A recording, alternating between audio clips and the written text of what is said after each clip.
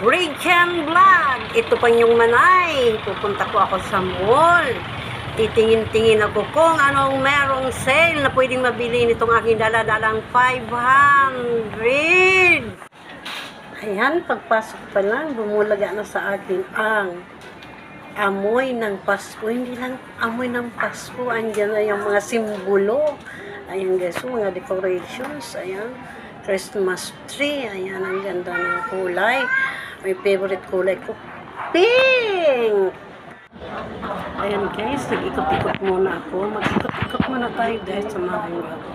Baka may makita pa tayo dito mura o kaya ay sale lang na kaya ng aking bulsa.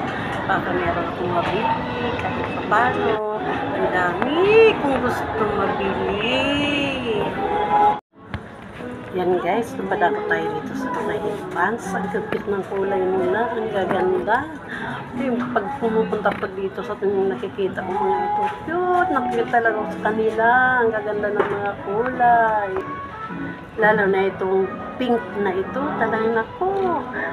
Ang ganda, ang sarap-sarap tingnan talaga, parang lang siyang candy. Ayan kahit ang tanda ko na, gusto ko pa rin ang color pink. Ayan, gusto ko siyang bilhin, kaso ang mahal, nahihinayang naman ako.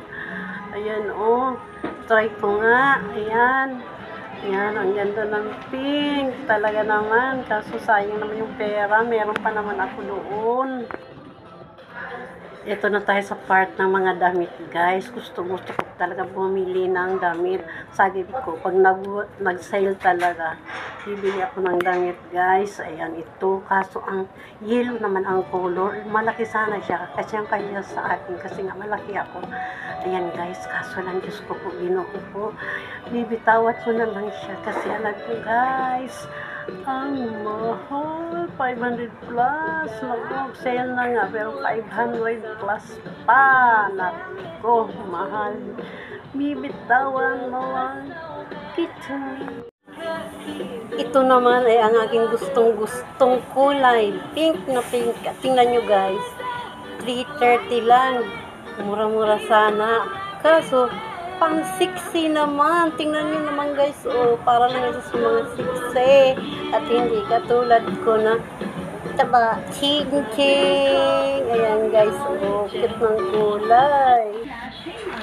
Pumunta naman po ako sa section ng mga plastic guys. Yung mga mumurahin lang na mga platito, plato o mangkok. Ayan guys, maghahanap ako ng yung maliit na kagaya nito. Ayan, gusto ko sana red. Ayan, kasi yung mga kumakain, mga suki ko, nangihingi sila ng libreng sabaw. Tama lang yung maliit lang na lalagyan. Yan, ganyan sana. Ayan.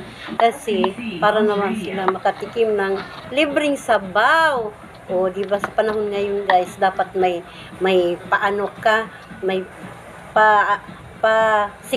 siklab kang kunti sa mga lambing-lambing sa mga suki. Libreng sabaw.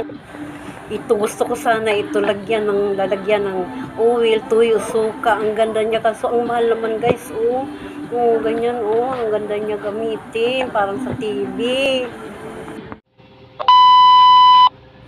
Ayan guys, nakarating na ako ng grocery. Wala pa ako nabili guys. Ito may nakita kong sale, 34 pesos lang, milon. Masarap ito lagyan ng gatas.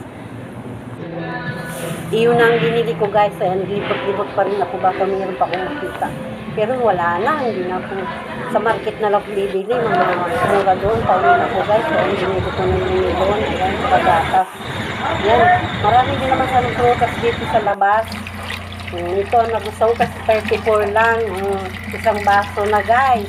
Parang ang sarap na niyang, presko siya. Lagyan ng gatas guys. Ang sarap niya, diba guys? Paka-yellow. Tingnan nyo guys, ano gagawin ko dito ngayon. Ayan, mag-i-start na akong maggawa ng aking melon with milk o gatas. Ayan, ginamit ko na yung headband ko. Kaya hindi na ako bumili guys, kasi may headband pa naman ako. Sayang naman kung hindi ko gamitin. Gagastos lang ko. Ayan, mayroon pa naman. Sa iba na lang, idagdag ko na lang sa aking puho ng pangluto-luto guys. Ayan, gagawin ko na guys. Naugasan ko na yung melon. Ayan guys, Yan, ayusin ko muna ang buhok ko mabuti para hindi malagyan ng buhok ang aking ginagawa. Yan. Pink din naman yung aking headband, guys. O, kung bumili pa ako, parehas lang naman pink. O, pag nasira na lang ito. Ayan, guys, ang aking gatas. O, meron akong gatas dito, guys. Ayan. Andito naman yung aking nabili na 34 pesos and 40 centavos. Ayan, guys. O, isang baso na, tsaka may yelo ako. Kasi gusto kong kumain kasi galing ako sa init. Mainit sa labas kaya. Ayan, guys. O, ihalo ko na sa gatas. Hindi na ako maglalagay ng sugar, guys, kasi matamis naman yung melon. At saka gusto ko kasi ang bango. Tapos lagyan ng yelo, lami, kaayog yun, kaayo. Uy, sus Mariusep. Ayan, lami. Kaysa, bili-bili ka doon ng mga mahal-mahal. Ayan, solve na dyan sa isang baso na yan, lagyan ng gatas at saka yelo. Super refreshing na, guys. Ayan. Tapos ihalo ko ulit para natunaw-tunaw na yung yelo. Nahalo na doon sa gatas. Yan. Kahit ito lang nabili ko, guys, di bali na. Kasi pandagdag ko na lang yung pera ko mamaya. Pupunta ako madaling araw, 4 o'clock. Nang madaling araw sa market. Pambili ng akong yung mga paninda. Ito lang ang nagasto ko, guys, gatas at saka melon. Yan lang. Hahatian ko nito si daddy ko. Kasi mga bata wala naman dito, kami lang naman ditong dalawa.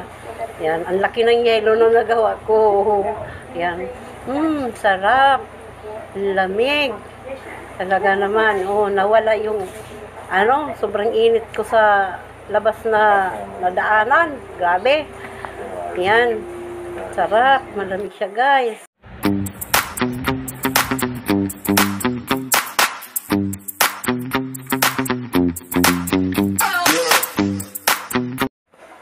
Ito, guys, papakita ko sa inyo, guys, yung nabili ko na maliliit na mangkok na lalagyan ko ng libreng sabaw sa mga kumakain sa akin. Kasi lagi silang nagsasabi na, ate, may sabaw po ba? May sabaw po ba? Kung minsan naman hindi naman ako nagagawa ng sabaw. Ngayon, simula ngayon, nung mga ilang linggo, naggagawa na ako ng libreng sabaw. Yung mga pinakuluan ko ng karne ay hindi ko sinasayang, guys. At ginagawa kong sabaw, kahit bumila kong malalagyan ng mga binibigay ko sila sa kanilang libreng sabaw. Para matawa naman sila sa akin, guys, kasi marami ngayon may mga tinda-tindahan. Kanya-kanyang lambing na lang sa mga customer, guys, yung mga style ngayon, di ba, guys? Salamat sa pag-watch, guys!